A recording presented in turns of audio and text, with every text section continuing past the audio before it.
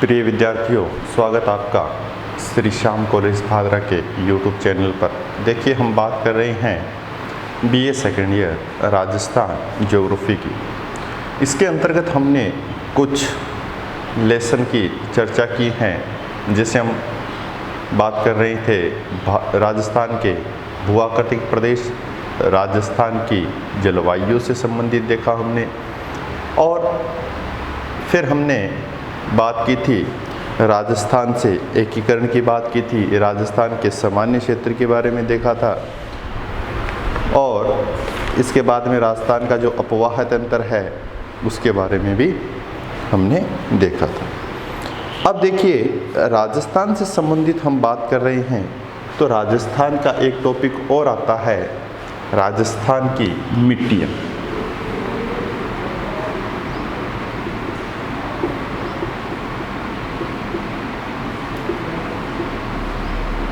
राजस्थान की मिट्टी से संदर्भ क्या अर्थ होता है इसके संदर्भ में?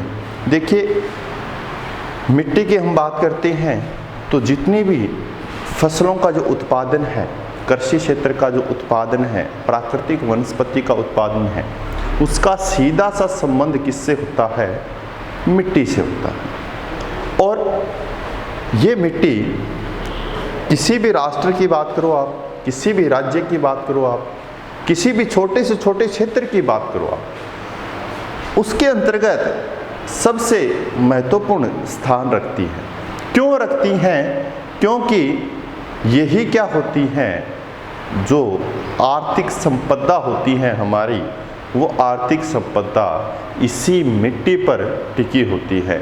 और किसी भी क्षेत्र में अगर मिट्टी उपजाऊ पाई जाती हैं तो वहाँ पर वो क्षेत्र क्या होगा? आर्थिक दृष्टि से समृद्ध क्षेत्र होगा। एक पॉइंट ऑफ व्यू से हम कह सकते हैं कि वो क्षेत्र क्या होगा?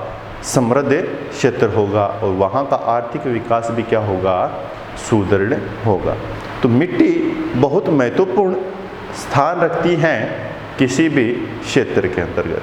तो हम राजस्थान से संबंधित अध्ययन कर रहे हैं, इसलिए हम मिट्टी का अध्ययन करेंगे ताकि हमें पता चले कि राजस्थान के अंतर्गत जो कृषि क्षेत्र है, उस कृषि क्षेत्र में किस चीज़ का प्रभाव दिखाई देता है। तो सबसे पहले हम बात करते हैं मिट्टी की। मिट्टी से क्या तात्पर्य होता है? किसे कहते हैं हम मिट्टी?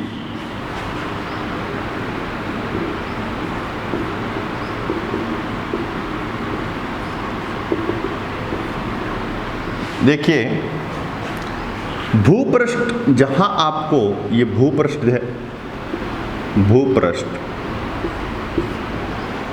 ये आप कह सकते हो जहां पर हम निवास कर रहे हैं, वो सतह कह सकते हो आप। इस भूपृष्ठ पर सबसे ऊपरी जो परत होती है, सबसे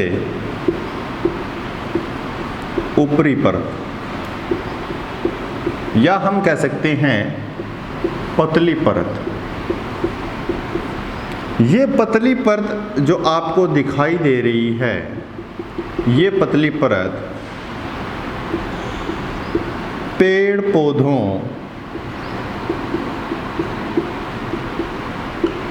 को उगने या बढ़ने के लिए क्या प्रदान करती हैं? जीवांश या खनिजांश।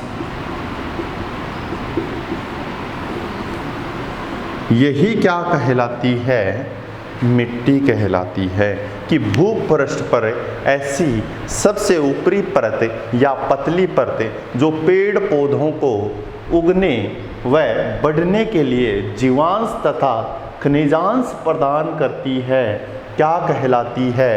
मिट्टी कहलाती है, या हम कह सकते हैं मृदा कहला सकती है, सोयल।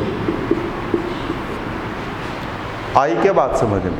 मिट्टी किसे कहती हैं? और ये नहीं, हम ये देखते हैं कि हम कम से कम 100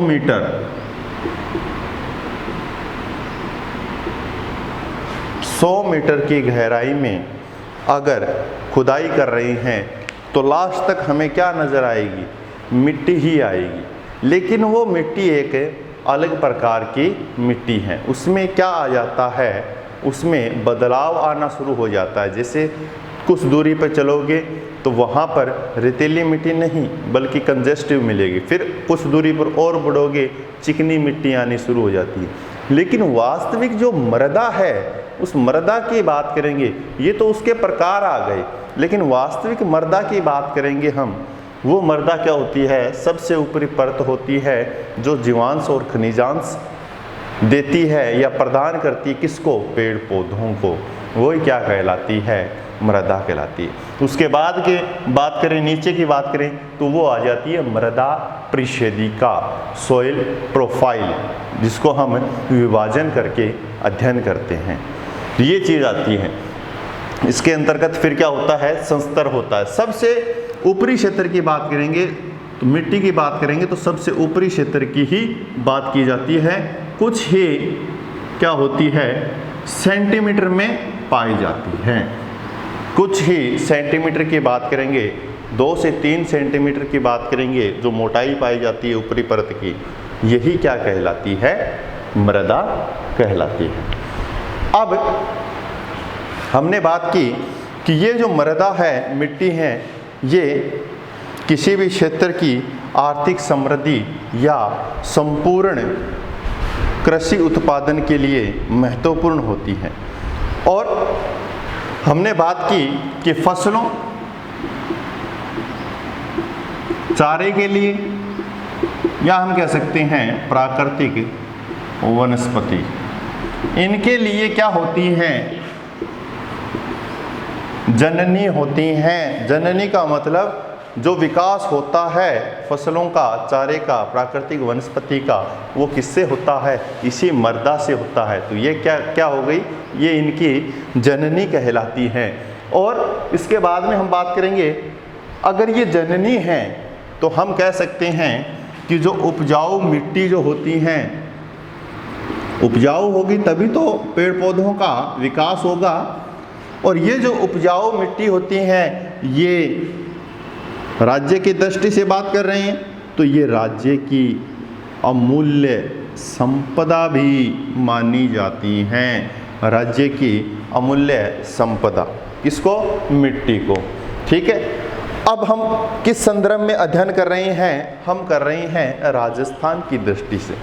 तो एक राजस्थान का पॉइंट ऑफ व्यू देखेंगे हम, तो राजस्थान के अंतर्गत जो मिट्टी पाई जाती है, उपजाऊ मिट्टी की बात करेंगे हम, उपजाऊ मिट्टी ही क्या होती हैं, दी बेस्ट होती हैं।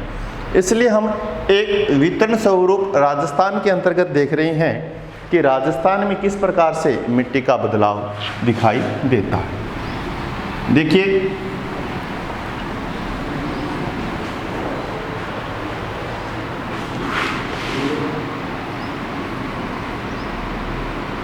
राजस्थान का हमने काफ़ी बार अध्ययन किया है। तो देखिए, ये जो पश्चिमी क्षेत्र आपको दिखाई दे रहा है, पश्चिमी क्षेत्र, यहाँ आपको बालू मिट्टी नजर आएगी, रेतीली मिट्टी नजर आएगी। और रेतीली मिट्टी क्यों पाई जाती है रेतीली मिट्टी, आपने बिल्कुल अध्ययन किया है। यहाँ पर हमने एक प्रदेश की बात की थी, मरुस्थलीय क्षेत्र। लगभग हमने कितने प्रतिशत बात की थी, 61% क्षेत्र में क्या है, मरुस्थलीय क्षेत्र। मरुस्थलीय क्षेत्र है तो यहाँ की जो मृदा है वो उपजाऊ तो है ही नहीं, क्योंकि ये किस प्रकार का क्षेत्र है, मरुस्थलीय क्षेत्र है। तो यहाँ पर पश्चिमी क्षेत्र में आपको 61% राजस्थान का ऐसा क्षेत्र है जहाँ पर मरुस्थलीय क्षेत्र है और वहाँ पर रेतीली मिट्टी पाई जाती है। दूसरी हम बात करेंगे अरावली की। तो अरावली का जो क्षेत्र है वो पर्वतीय क्षेत्र है, और पर्वतीय क्षेत्रों में कहीं कहीं आपको उपजाऊ मिट्टी दिखाई देगी और कहीं कहीं उपजाऊ मिट्टी नहीं दिखाई देगी, वहाँ पर अनुपजाऊ क्षेत्र दिखाई देता है। कहने का तात्पर्य विषम प्रकार की मिट्टियाँ यहाँ पाई जाती हैं। ये हो गया, मतलब 2/3 3/4 क्षेत्र की बात करेंगे हम। 3/4 क्षेत्र, लगभग 75% क्षेत्र इस क्षेत्र की बात करेंगे, राजस्थान के अंतर्गत उपजाऊ मिट्टी की क्या पाई जाती है, 75% के क्षेत्र में कम पाई जाती है। ठीक है, उपजाऊ मिट्टी कम पाई जाती है। और ये मिट्टी जो उपजाऊ है ये कहाँ पर पाई जाएगी? पूर्वी क्षेत्र में। राजस्थान के पूर्वी क्षेत्र में बहुत ज़्यादा मात्रा में उपजाऊ मिट्टी पाई जाती है। तो हम कह सकते हैं कि राजस्थान के अंतर्गत पश्चिम से पूर्व की ओर जाने पर मिट्टी का जो उपजाऊपन है वो क्या होता चला जाएगा? बढ़ता चला जाएगा। पश्चिम से आप पूर्व की ओर जाओगे राजस्थान के अंतर्गत तो मिट्टी का जो उपजाऊपन है वो क्या होता चला जाएगा? बढ़ता चला जाएगा। तो इस प्रकार से हमने राजस्थान से संबंधित और मिट्टी से संबंधित कुछ सामान्य जानकारियाँ जुटाई हैं। अब हम मिट्टियों का जो अध्ययन करेंगे वो एक विभाजन करेंगे। सबसे पहले उस विभाजन में देखेंगे कौन कौन सी मिट्टियाँ हैं और प्रत्येक मिट्टी की हम यहाँ पर बात करेंगे। तो चलिए हम बात कर रहे हैं राजस्थान की जो मिट्टियाँ हैं उन मिट्टियों के वर्गीकरण की बात कर रही हैं।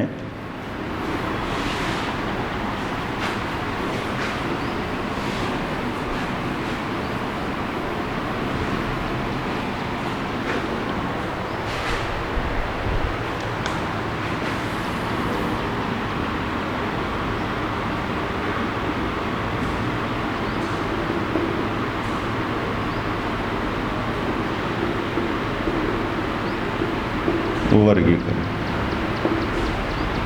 अब देखिए जो मिट्टियों का जो वर्गीकरण है वो किस आधार पर होगा? या तो हम कह सकते हैं प्रकृति के आधार पर, या हम कह सकते हैं उपलब्धता के आधार पर, या हम कह सकते हैं कृषिगत उत्पादन के आधार पर।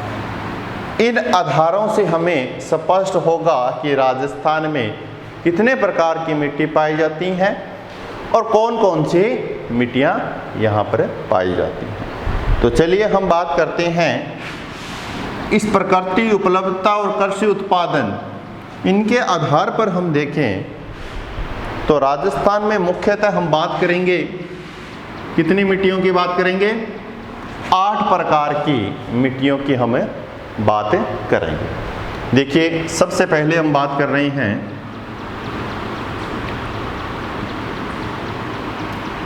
रेतीली मिट्टी।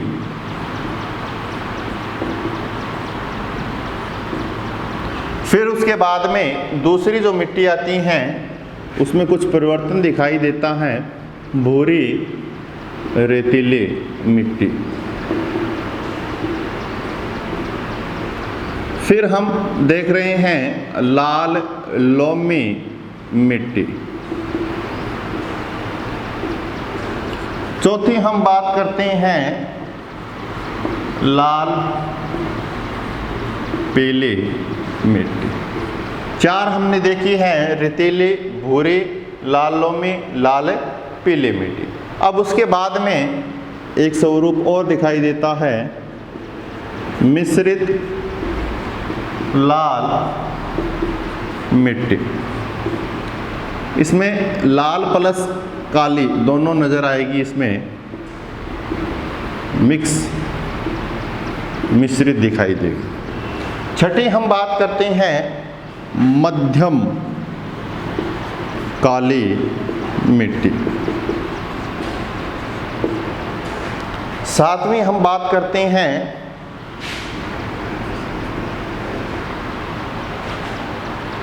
मध्य, कर लो यहाँ पर मध्य काली मिट्टी, कांपीय मिट्टी। 7वीं नज़र आ रही है कांपीय मिट्टी। और 8वीं जो मिट्टी है वो लवणीय मिट्टी है। इस प्रकार से हमने 8 मिट्टियों की बात की। रेतीली मिट्टी, भूरी रेतीली मिट्टी, लाल लोमी मिट्टी, लाल पीली मिट्टी, मिश्रित लाल व काली मिट्टी।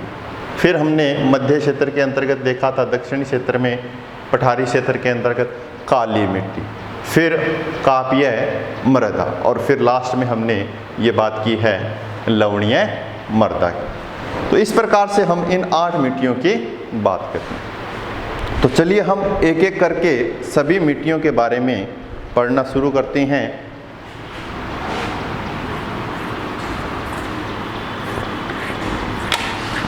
सबसे पहले हम बात करेंगे रेतीली मिट्टी।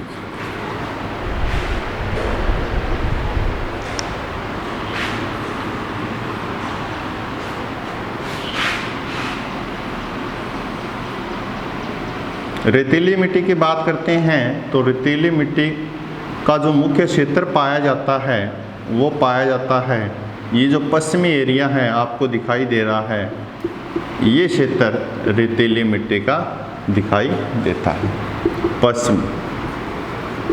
अब देखिए रेतीली मिट्टी देश के अधिकांश भागों में पाई जाती है, राज्य के अधिकांश भागों में पाई जाती है। लेकिन ये मिट्टी कहाँ पर मिलेगी? रेतीली मिट्टी वहाँ पर मिलेगी जहाँ पर वार्षिक वर्षा का औसत क्या मिलता है? कम मिलता है।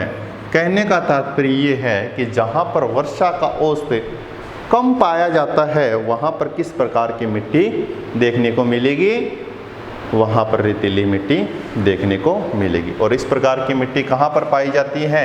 ये हमने बात की, ये अरावली है, और इस अरावली के पश्चिमी क्षेत्र में कौन सा? थार का मरुस्थल है।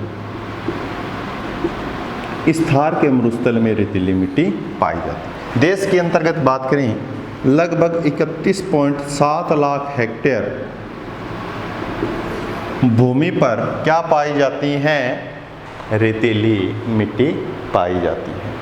अब देखिए ये मिट्टी उपजाऊ क्यों नहीं है, इसके अंतर्गत कुछ विशेषताएं हैं। ये मिट्टी उपजाऊ क्यों नहीं? एक तो इसमें क्या होती है? अंतःस्पंदन की क्रिया होती है। एक क्या होती है?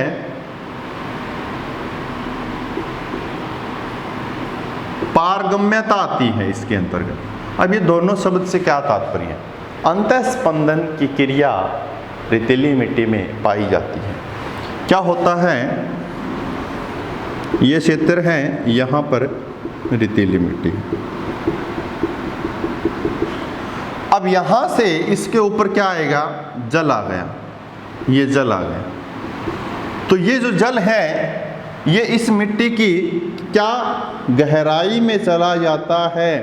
कहाँ चला जाता है? गहराई में। और ऊपरी क्षेत्र कैसा दिखाई देता है? शुष्क दिखाई देता है। मतलब नमी की मात्रा इस मिट्टी में दिखाई नहीं देती है। सारा का सारा जल भूमिगत जल के रूप में नीचे चला जाता है। ये क्या होता है? अंतःस्पंदन होता है। जल जो है वो भूमि के अंतर्गत चला जाता है और इस मिट्टी की जो नमी है वो नमी क्या हो जाती है? ख़त्म रहती है, शुष्क रहती है ये मिट्टी जल को सोख नहीं पाती है। ये जो क्रिया होती है भूमि के अंतर्गत जल चला जाना, मिट्टी सोख नहीं पाती है, तो वो क्रिया क्या कहलाती है? अंतःस्पंदन। और पारगम्यता का मतलब भी यही है कि यहाँ पर जल क्या है? दिखाई नहीं देता है, बल्कि ट्रांसफर हो जाता है, ट्रांसपेरेंट हो जाता है। यहाँ से ऊपरी क्षेत्र का जल है नीचे चला जाता है। पारगम्यता का मतलब ये इसमें क्या हो जाती है? पारगम्यता उसको बोलते हैं जो आपको स्पष्ट रूप से दिखाई नहीं दे और वो वहाँ से वो चीज़ें चली जाती है, उसके अंतर्गत उस चीज़ से कोई चीज़ दूसरी चीज़ निकल जाती हैं, वो क्या कहलाती है? पारगम्यता। तो इस प्रकार के रेतीले भाग में आपको अंतःस्पंदन और पारगम्यता का प्रभाव दिखाई देता है। साथ साथ में हम बात करेंगे कि यहाँ पर क्या है? कुछ पोषक तत्वों की भी कमी पाई जाती है इस मिट्टी में। पोषक तत्वों, अब कौन कौन से पोषक तत्व हैं? देखिए मिट्टी के लिए सबसे पोषक तत्व कौन सा चाहिए? नाइट्रोजन प्लस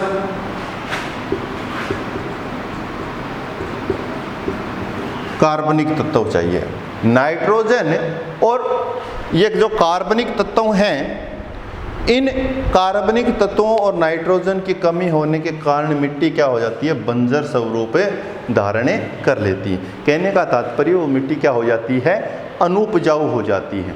और इसी प्रकार की विशेषता रेतीली मिट्टी में देखने को मिलती है। रेतीली मिट्टी में कार्बनिक तथा नाइट्रोजन के लवणों की क्या पाई जाती है, कमी पाई जाती है, जो उपजाऊपन के लिए क्या होती हैं, बेस्ट होती हैं। और ये मिलते नहीं है तो क्या होगा, उपजाऊपन खत्म हो जाता है। तो रेतीली मिट्टी में किस तत्वों की अधिकता पाई जाती है, कैल्शियम की अधिकता पाई जाती है। किस मिट्टी में, रेतीली मिट्टी में। तो इस प्रकार से हमने राजस्थान के क्षेत्र की बात की, रेतीली मिट्टी की विशेषताओं की बात की और कृषि क्षेत्र में इसके उपयोग की बात की, रेतीली मिट्टी। इसी प्रकार हम आगे की क्लासों में इन मिट्टियों को कंटिन्यू रखेंगे। और आज के लिए इतना ही। आशा करता हूँ कि आपको वीडियो समझ में आया होगा। Thank you very much. जय हिंद, जय भारत।